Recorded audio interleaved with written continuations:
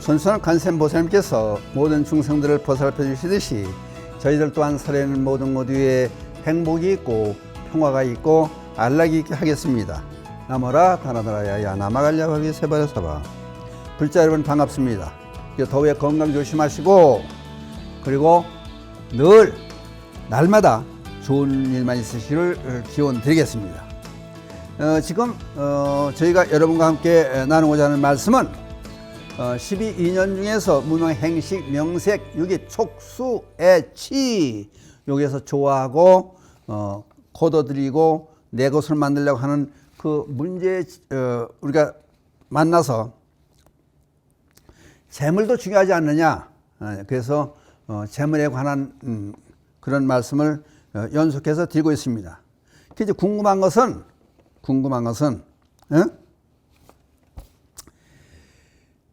그럼 부자는 타고나는 것이냐? 이것도 또 중요한 것 같아요. 그래서 오늘은 부자는 타고나는가? 요거를 중심으로 해서 오늘 말씀을 드려볼까 합니다. 예. 대한민국 부자 보고, 별 보고서가 다 있어요. 대한민국의 부자 보고서를 발간한 하나금융경영연구소에서 내놓은 게 대한민국 부자 보고서라는 게 있어요.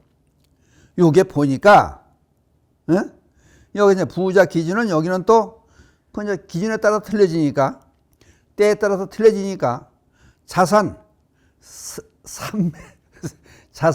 300억 원, 300억 원 이상의 이거 부자를 보는 거예요. 여기서는 또 이제 300억 원 이상의 이제 부자들을 대상을 조사를 해 보니까 10명 중 6명이 상속형 부자더라. 그게 무슨 말이에요, 이게? 가만히 태어나서 가만히 앉아가지고 부모님께 할아버님께 물려받았더라. 그러니까 이 사람들은 타고나면서 부자가 된 거예요. 그렇죠? 그냥 스스로 이뤄놓는 사람들은 이제 그건 또 어렵게 해서 열심히 해서 자산을 그만큼 많이 내 부자로 살게 만들어 놨는데 그 자손들은 가만히 앉아가지고 태어나고 보니까 부자예요. 그러니까 타고난 거지 뭐예요. 그러니까 그거가 옛날에는, 과거에는 상속증이요, 부동산이 주를 이루었는데, 요 최근에 와서는 현금이나 예금, 신탁 상품들이 이것도 물려주는 거에 되는 거예요. 그게 부자를 만들어주는 거예요. 그러다 보니까 여기도 자료가 나와, 재미있는 자료가 나와요. 2018년도 기준에서 보니까 재산을 자손에게 물려줘가지고 내놓은 세금이, 나라에서 걷어들인 세금이 6조 8천억 원이나 돼요. 그러니까 정부에서 상속세로 6조 8천억 원을 걷어들였어요. 그러니까 많이도 자손들에게 물려준 거예요. 그러다 보니까 이 이제 부모들은 또 열심히 해서, 어려운 사회에서 열심히 해서 돈을 벌어놓고 부자로 돼 있지만은 자신들은 그런 것도 있더라. 이제 그런 부자, 그럼 또 어떻게 부자가 될 수 있느냐? 이제 그걸 다른 측면에서 한번 또 생각을 해보는 거예요. 어떻게 보면 여러분들 괜히 이제 어렵게 사는 분들은 쓸데없는 얘기해가지고 사람 화만 나게 만든다고 그럴 수도 있어요. 이게 이제 위압감도 주는 그런 얘기도 되긴 되는데, 때를 잘 타고나야 된다. 때를 잘 만나야 된다. 불교에서 시절 인연을 잘 만나야 된다. 어느 때에 태어나고 누굴 만나느냐. 불교에서 인연을 중요시하는 거예요. 그래서 시절 인연은 그래요. 이제 그걸 잘 만나는 경우가 또 있더라. 한동안 서울 청계천에, 동대문 있는 그쪽에 청계천 그쪽에 보면은 봉제업이 옷 만드는 공장들 아니에요. 봉제업이 집에서 직원들 두고 이제 만들어서 거기다 갖다 놓고 팔고 그러는데, 한동안 청바지가 유행이 되는데, 특히 중국 시장이 엄청 크잖아요. 중국에서 청바지가 한참 유행됐을 때 우리나라를 와가지고 밤에 이게 새벽 3시, 뭐, 서너 시부터 장사가 시작돼, 이쪽은. 그러면 중국 사람들 와서 무조건 보는 대로 전부 싹쓸이 한다 그래요. 싹쓸이 해가는 거 아니에요. 청바지를. 보따리 장사꾼들이 와가지고. 그게 자그만치 10년 동안을 이어졌어요. 그러니까 봉지업해서 요때 또 봉지업 한 사람들은, 옷 만들어 판 사람들은, 특히 청바지를 만들어 판 사람들은 돈을 벌어서 부자가 된 거예요, 이제. 10년 동안 이렇게 그냥 물건 하여튼 만들질 못해서 못 팔 정도가 되니까 요거 인연이 그렇게 딱 맞아지는 거예요. 그 이제 시절 인연도 만나졌지만은 여러 가지 직업 중에서 옷 만드는 봉지업을 또 같이 이제 그때 하고 있었던 사람들, 요런 사람들이 되는 거예요.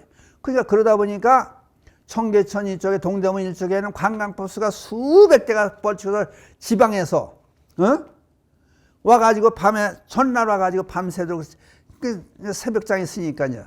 새벽장에 서니까 그거 타고 관광버스 한 차씩 태워가지고 보따리를 싣고 전부 지방으로 나가고, 굉장히 한동안 굉장했잖아요.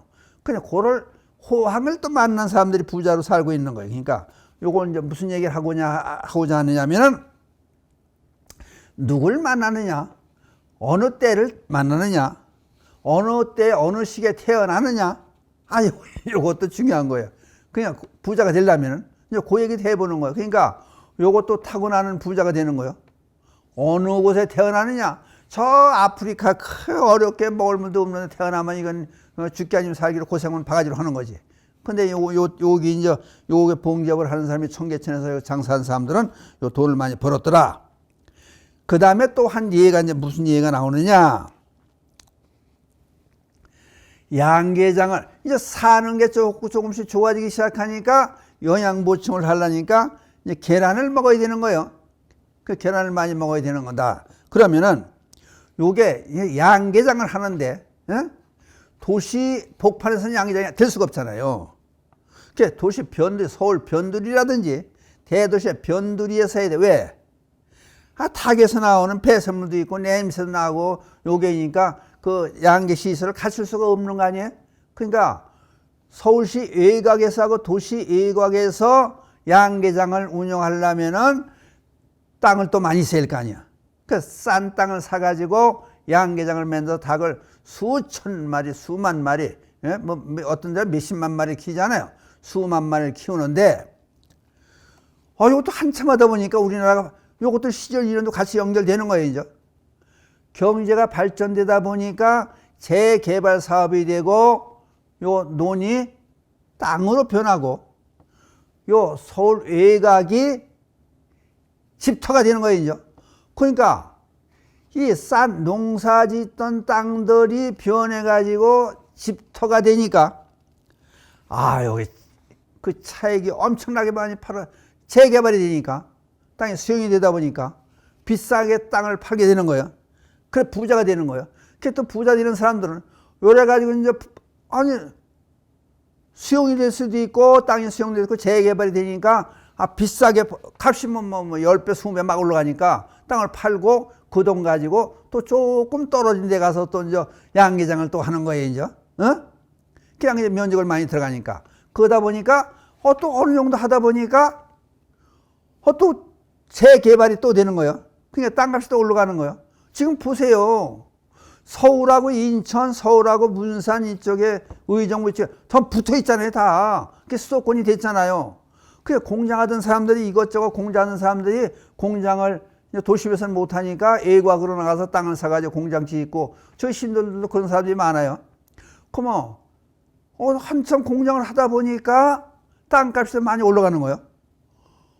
값이 비싸지니까 그럼 또 파는 거예요. 또 여건도 좋지 않으니까 이제 옮겨야 되는 거예요. 그러면 또 이제 비싸게 주고 비싸게 팔고 또 가서 싸게 해서 또 공장 부지를 설정해 가지고 사 가지고 하다 보면은 그 땅값이 또 올라가고. 한 게 서울에서 경기도 인구가 많잖아요, 서울보다. 서울 수도권 그러잖아요. 그 발전되면서 거기서부터 부자 된 사람들이 한두 사람이 아니죠. 이게 뭐 엄청 많은 거지. 이게 도대체가, 그러니까 한번 생각해 보는 것이, 부자는 타고나는가? 그러면 이제 생각을 해 보는 거예요, 이제. 그럼 어느 사람이 아까 얘기했던 봉지업에서 청바지 만들어 파는 청계천의 봉지업, 그것도 일부분의 사람들 아니에요. 그러니까 그런 인연을 만나졌느냐? 어? 그것도 좋은 일을 많이 하고 그만큼 인연을 좋게 만들어 놨기 때문에 그런 거 아니냐? 어? 그게 되는 거예요. 그 마찬가지로 양계장 하는 것도 그렇고, 또 젖소를 키우는 것도 그렇고, 다른 공장 하는 사람들도 그렇고, 그것이 인연, 시절 인연을 잘 만나고, 사람을 잘 만나고, 때를 잘 만나야 된다는 것도 상당히 중요하지 않느냐? 이제 그 말씀을 드리는 거예요. 그러니까 부자는 타고나는가? 이게 전생과 연결이 전부 다 되어 있다는 얘기예요. 그러니까 아무튼 간에 좋은 일 해가면서 이렇게 잘 사는 그런 사람들이 되어야 되지 않냐? 그러니까 복이라는 게 참 전에 제가 말씀 한번 드렸는지 몰라요. 예. 광운사 오다 보면 요 옆에 조그만 게 이제 그 큰 농장이 있어요. 농장이 있는데 거기 사시는 분들이 그 나이 70쯤 됐어요. 이제 자매분하고 그 거사님하고 이제 사는데 저번 찾아와가지고 그런 얘기를 하는 거예요. 예? 아니 먼저 번에 사흘 초파일 왔을 때 스님이 손을 잡아주고 좀 그랬으면 내가 복을 받아가지고 매덕 돈을 벌었을 텐데 스님이 손을 안 잡아줘서 돈을 못 벌었다고 그래서 아니 이게 무슨 말씀이냐고 자세히 좀 해보라고 다시 한번 손을 잡아보자 그랬더니 다른 사람들하고 이제 악수하고 막 그러더래. 제가 그런데 자기들하고는 아내들 자기들하고 두 자매가 왔는데 아내들이에요. 그래서 손해를 봤다는 거야. 그 무슨 손해냐고 그랬더니 요만한 쪽지를 내놓는 거야. 쪽지를 내놓더니 무슨 말을 하냐면은 복권을 사보려고 복권 남발을 적어가지고 가는 게 또 있대요. 거기서 파는 대로 사는 것도 있고 뭐 복권을 한 번도 저는 안 사봤으니까 몰라요. 그랬더니 복권 남발을 그걸 이제 두 자매가 의논해가지고 적었대. 적어가지고 이제 거사님한테 홍천 읍내 여기 이제 요즘 시골에 여기 이제 뭐 복권 파는 데가 없으니까 홍천 읍내 나가서 요걸 사오세요. 그리고 볼일 있어 이제 거사님이 나가는 그때에 복권을 사오라고 남발을 적어서 주었다는 거예요. 이제. 그래서 이제 줘서 복권을 사왔다고 갖다 주더래요. 가지고 있다고 뭐 자기도 가지고 있다가 남편이 가지고 있다고 복을 줘서 가지고 있었대요. 그걸 확인을 안 해봤다는 거예요. 이제. 왜?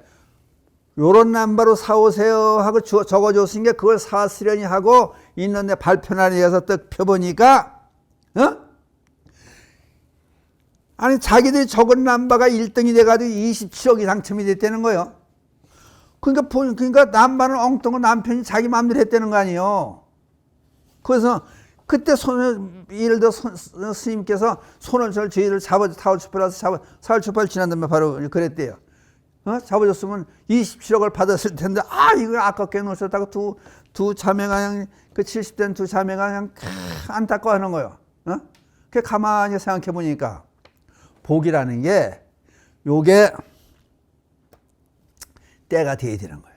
그러면 예를 들어서 두 자매분이 그걸 복권 남발을 만들어 놨으면 그걸 당신들이 가서 샀으면 되는 거 아니에요. 그냥 남편이 간다니까 남편한테 준 거 아니에요.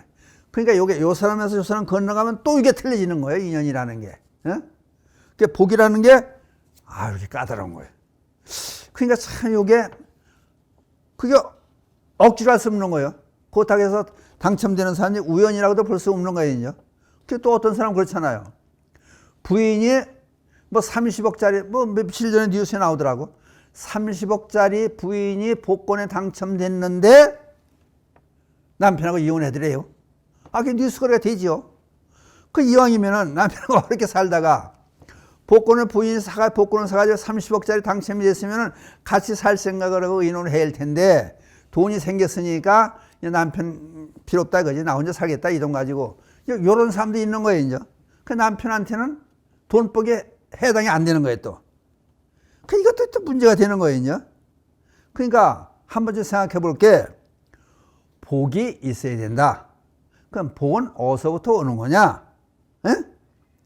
그게 아까 먼저 시간에 말씀드렸듯이 복은 하나하나 쌓아가야 된다.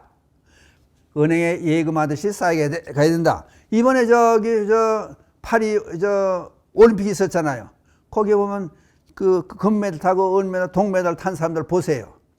참 꾸준히 몇 년 동안 열심히 다른 일 제쳐놓고 열심히 운동을 해서 일했잖아요. 그러니까 동메달 타고 은메달 타고 금메달 타는 거 아니에요. 근데 아무것도 안 하고 배낭간에 가서 금메달 타고 동메달 타고 그런 거는 없는 거, 세상에 없는 거 아니에요. 마찬가지로 부자로 되는 것도 평상시에 좋은 일을 많이 하고 그쪽에 일을 많이 했어야 이게 부자가 되는 거지. 이게 상식인 어느 갖다 적용하나 다 똑같은 거예요. 올림피아나 금메달 따는 것도 똑같은 거예요. 평상시에 열심히 해오고 그렇게 했어야 그게 결과를 볼 수 있다. 그럼 부자로 잘 살 수 있는 것도 더불어 사는 사회, 혼자 사는 사회가 아니니까 다른 사람에게 더 서로 의지하고 도와주고 이렇게 열심히 사는 사람들이 잘 살 수 있다는 그런 얘기가 되는 거예요. 그러니까 다시 또 여기서 무슨 얘기를 또 하려고 그러냐면요. 이 부자가 되기 위한 기본 법칙. 불교만이 아니고 불교 얘기만 하는 것보다도 일반 상식하고 일반론적인 얘기를 곁들여서 비교해가면서 얘기하는 것도 좋을 것 같아서 여기 나폴레온 힐이라는 사람이 2007년에 발행한 부자가 되기 위한 기본 법칙 여기 13원칙이 나와요. 그거를 한번 일반론으로 소개를 해볼까 그래요. 부자가 되려면 어떻게 해야 되느냐? 13가지 조건을 소개해 드려 볼게요. 첫째, 불타는 욕망을 가져야 된다. 그러니까 목표를 세우고 꾸준하게 이어나가는 그런 마음이 첫째 있어야 된다. 그 다음에 지식을 갖춰라. 지식을 갖춰야 된다. 그럼 뭘 할 거냐?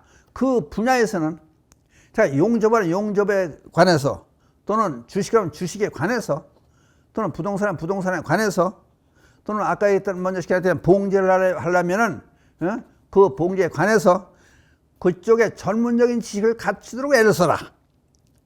세 번째, 창의력이 있어야 된다. 남의 것을 모방하면은 1등은 절대 못하는 거야. 2등, 3등밖에 못하는 거야. 아무리 잘해 2등밖에 안 되는 거야. 모방하는 것은. 그냥 창의력이 있어야 된다.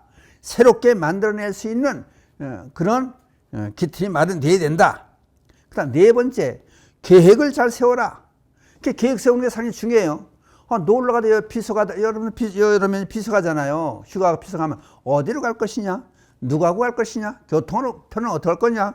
어디 가서 어떻게 자고 어떻게 뭘 해 먹을 거냐? 계획을 세우잖아요. 그러면은 일생을 돈 벌며 살면 무슨 계획을 세워가지고 어떻게 할 거냐를 계획이 서야 되는데 그자 되는 대로 살자 이건 아닌 거 아니에요.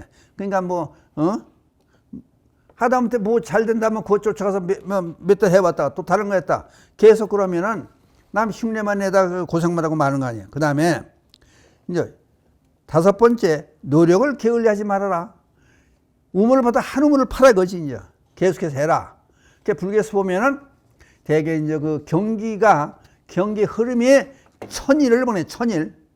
그러니까 3년 동안 가깝게 되는 거예요. 천일 기도를 하는 이유가 그건 거예요. 그러니까 천일 동안을 하다 보면은 그게 잘못되는 게 있고 경계 변동이 있게 마련이라는 거예요. 그러니까 꾸준하게. 그러니까 어떤 사람들은 그래요.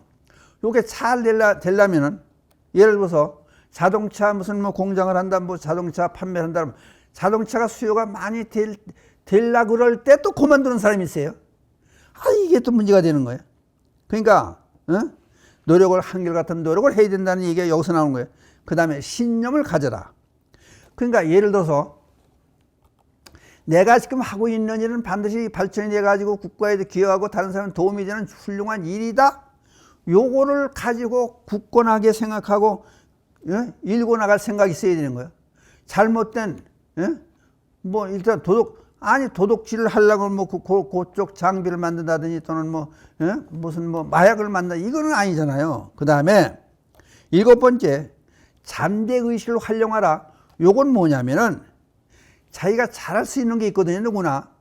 그러니까 자기가 잘할 수 있는 일, 그게 적성에 맞는 일을 해야 즐겁게 할 수 있지 않느냐. 요거가 일곱 번째 이제 올라가 있는 거예요. 그다음 여덟 번째, 두뇌의 힘을 키워라. 그러니까 머리를 써야 된다. 머리도 써야 된다. 감정적으로만 하지 말아라. 그러니까 저 운동선수들 보면요. 올림픽에서 메달 따고 이제 뭐 잘하는 사람들 보면 공부도 잘해요. 옛날에는 공부 못해도 운동만 잘하면 초전 지금은 안 그래요. 학생들 학교에서도 공부를 잘해야 선수로 활동할 수 있는 거예요. 그 마찬가지 두뇌의 힘을 키워라. 그 다음에 9번째, 육감을 개발하라. 시대의 흐름에 빠르게 대처할 수 있어야 된다. 그러면 이게 안 될 것 같고 육감이 없어가지고 다른 사람의 흐름, 모든 사람의 흐름을 파악 못하고 그건 안 된다는 거예요. 요새 이제 식당 하는 사람들 보니까 그 빵 공장 그래가지고 카페 그게 전국적으로 유행해 또. 그 흐름을 타야 된다. 그 요쪽 저 시골에 봐도 조그만 하는 사람들 돈 잘 벌어요. 그게 이제 한 기준이에요. 맨날 누구나는 가정식 100반만 그 식당을 해도 그것만 맨날 하면 안 되잖아요. 그러니까 이게 육감을 개발하라. 흐름을 잘 타라. 그 얘기 돼. 그 다음에 10번째. 자기 나름의 노하우가 있어야 된다. 이제 그것도 상당히 중요해요. 그 다음에 11번째. 자기 암시를 걸어라. 자기 암시가 필요하다. 이게 어떤 사람들은 이거 될 것 같은 그런 암시가 온다는 거예요. 이거는 기도에서 나오질 수도 있는 거예요. 그러니까 버떡이는 그런 재치가 있어야 된다는 거예요. 그 다음에 12번째, 끈기가 필요하다. 끈기가 필요하다. 하다가 말다 다른 거 갖다 자꾸 덮어치고 이거 갖다 저거 12가지. 12가지 재주 가진 사람이 뭐라더라? 대장간에 시칼이 논다든가. 옛날부터 그런 얘기가 있지 않습니까? 그 다음에 13 마지막, 두려움을 없애라. 그러니까 항상 두려우면은 일이 제대로 안 된다는 거야. 자신감을 가지고 밀어붙이는 그런 생각이 있어야 된다. 그 얘기예요. 그래서 이 시간에는 이제 부자는 타고나는가? 이제 그 얘기를 하다 보니까 이제 돈 버는 그 방법론에 대한 얘기가 여기까지 이제 흘러나왔어요. 여기서 마치기로 하겠습니다. 감사합니다.